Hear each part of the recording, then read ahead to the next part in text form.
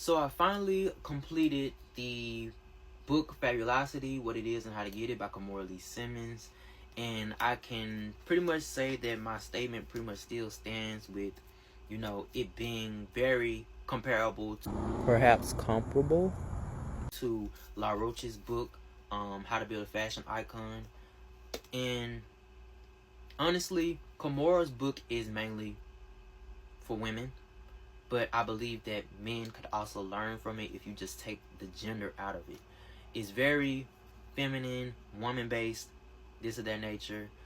She clearly created it for women to read, but there is moments in the book where she does like it gender neutral, but it's very rare. 𝘍𝘢𝘣𝘆's book is absolutely gender neutral. It's not just for women, and obviously because he is a man, but he's not the traditional man, as you can see by the cover.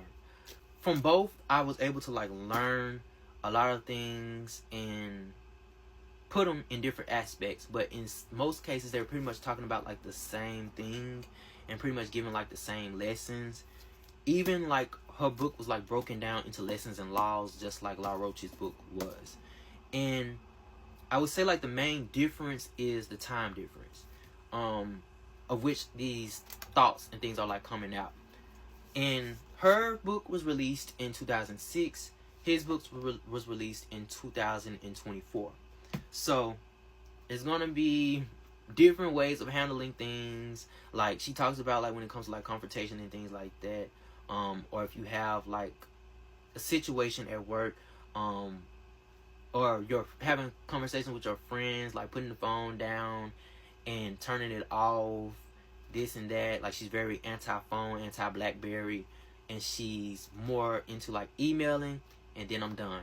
No more work from my phone. 𝘍𝘢𝘣𝘆, on the other hand, he's very anti people who are anti-phone. If you he always says if you have your phone on do not disturb, you clearly ain't trying to make no money for real. And it just shows the time difference, because she was in a time where everything wasn't really done on the phone. It wasn't supposed to be. It was being introduced, while 2024, your phone is pretty much your office. So of course it's going to be a different take when it comes to that. But that was pretty much the main different takes they had, and it had honestly nothing to do with they all still share the same mentality, but when it comes to technological situations or very specific situations that are the way that we deal with them is going to be different depending on the time period and what's available and what's already been experienced in situations and within your career. But yeah, both are a very, very good read, and I believe everyone who is interested in not only just fashion but aspire to elevate their lives in some aspect, you should read this book.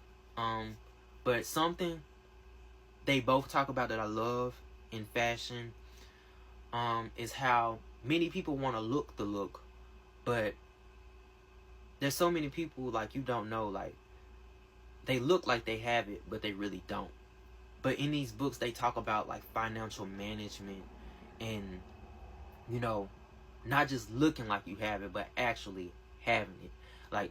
So many people want to look like they have a bag, they want to look like they have this, that, but they literally have no ownership, and they also have terrible credit. And they couldn't have the things that they want if they wanted to. But in these books, they talk about the importance of not just looking the look, but also walking the walk and talking the talk, and making sure that you have the mentality to really take care of yourself.